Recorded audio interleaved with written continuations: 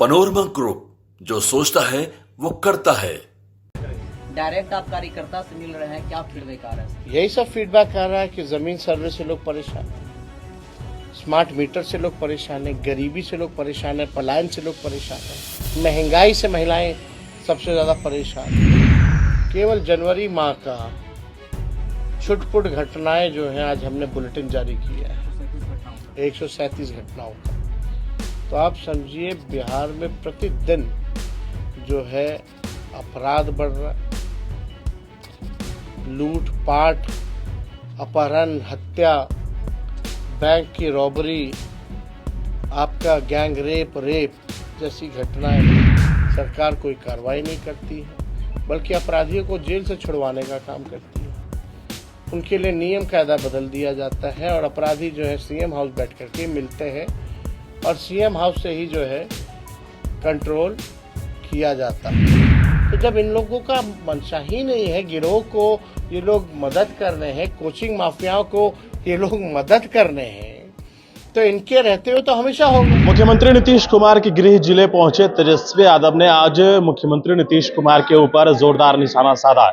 बता दें आपको कि मुख्यमंत्री नीतीश कुमार का भी दौरा कल बिहार में होने वाला है। उससे पहले आज कार्यकर्ता दर्शन सह संवाद यात्रा पर तेजस्वी यादव का दौरा नालंदा में है। उन्होंने प्रेस कॉन्फ्रेंस के दौरान जो अपनी योजना है उस योजनाओं के बारे में बताया। साथ ही जिस तरीके से लगातार बिहार में अपराध चरम सीमा पर है तो उसको लेकर भी उन्होंने जोरदार हमला किया है मुख्यमंत्री नीतीश कुमार पर।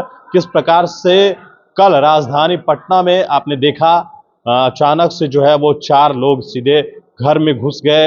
हालांकि पुलिस ने काफी मुशक्कत के बाद तमाम लोगों को पकड़ लिया, लेकिन आज अहले सुबह तेजस्वी यादव ने जो बुलेटिन जारी किया है नीतीश कुमार को लेकर, अपराध को लेकर, तो वो बुलेटिन भी आपने देखा है। लेकिन आज नालंदा में किस तरीके से तेजस्वी यादव खूब गरजे हैं, आप खुद सुनिए इस पूरे बयान। दुर्गति होगी।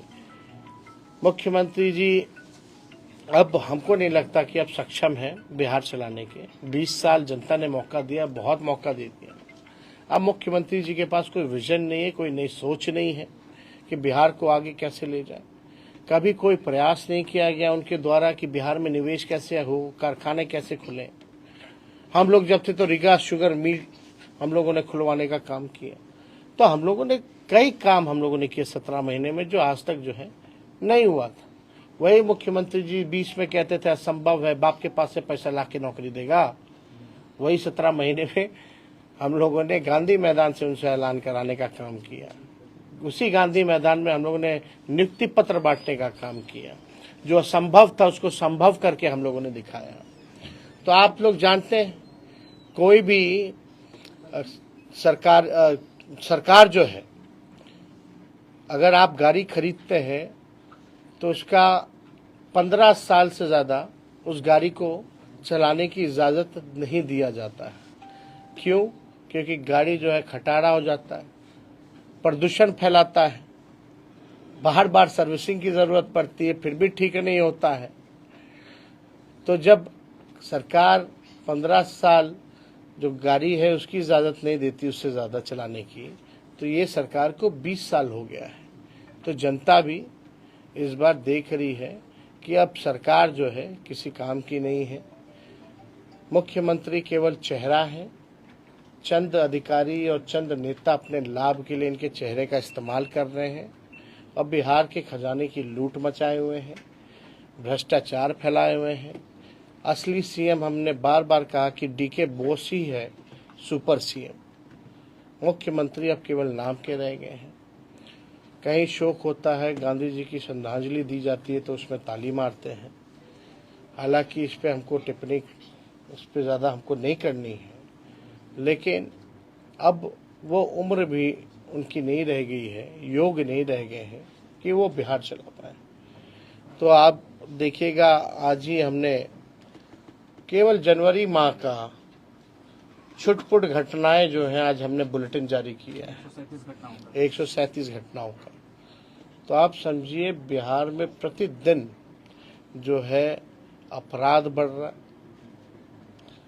लूट पाट, अपहरण, हत्या, बैंक की रॉबरी, आपका गैंग रेप जैसी घटनाएं या जनप्रतिनिधि किसी को मीडिया वाले को पीट रहे हैं या सासाराम के दलित जनप्रतिनिधि उनको पीटा जा रहा है। इस तरह की घटनाएं लगातार जो है हम लोगों के सामने आई हैं और पूरी तरीके से ये सरकार विफल है। कल पटना में ही आप लोगों ने देखा होगा कि किस हिसाब से गोलियां चल रही हैं। जब गोलियां चल रही हैं तो कहां से अमन और चैन शांति है। तो ये पूरी तरीके से अपराधियों का बोलबाला है। सरकार कोई कार्रवाई नहीं करती है बल्कि अपराधियों को जेल से छुड़वाने का काम करती है। उनके लिए नियम कायदा बदल दिया जाता है और अपराधी जो है सीएम हाउस बैठ करके मिलते हैं और सीएम हाउस से ही जो है कंट्रोल किया जाता है। तो हम सब लोग यहाँ आज आए हैं इस कार्यक्रम को करने। तो और कोई अगर आप लोगों का सवाल होगा तो पूछो। ममता बनर्जी जी ने कहा है कि बंगाल विधानसभा उन्होंने कहा है कि महाकुंभ अब मृत्यु कुंभ में बदल गया। अब इस पे बात की बिहार आप पे युवा बात। नेता है और अभी भी री एग्जाम के लिए बीपीएससी अभ्यर्थी बैठे हुए हैं। एक बार फिर से आंदोलन जो है उग्र रूप ले लिया है। हम और लोग इसके पहले भी आप आवाज उठाए थे लेकिन अभी आप कुछ नहीं बोल रहे हैं सर। आपसे हम उम्मीद भी है। लगातार हम लोगों का समर्थन उन लोगों के पास है। हम लोगों की 17 महीने की सरकार थी तो कोई पेपर लीक नहीं हुआ। री एग्जाम को लेकर के हम लोगों ने एक बार नहीं 2 बार हमने माननीय मुख्यमंत्री को चिट्ठी हमने लिखा। माननीय मुख्यमंत्री का कोई जवाब नहीं आया। अब आप बताओ, लोकतंत्र में नेता विरोधी दल अगर मुख्यमंत्री को जनता के सवाल को लेकर, छात्र के सवाल को लेकर के अगर चिट्ठी लिखे, उनकी समस्याओं से अवगत कराए, तो मुख्यमंत्री जो है ये भी नहीं समझते हैं कि नेता विरोधी दल को जो है उसका जवाब दिया जाए। तो ये देखिए, इसका एकमात्र सलूशन है पॉलिटिकल सलूशन है। जब तक पॉलिटिकल ऐसी सरकार, बताओ मैट्रिक का परीक्षा से लेकर के बीपीएससी के परीक्षा तक सारे परीक्षा पेपर लीक होता है कि नहीं होता इनके सरकार में? बिल्कुल होता है।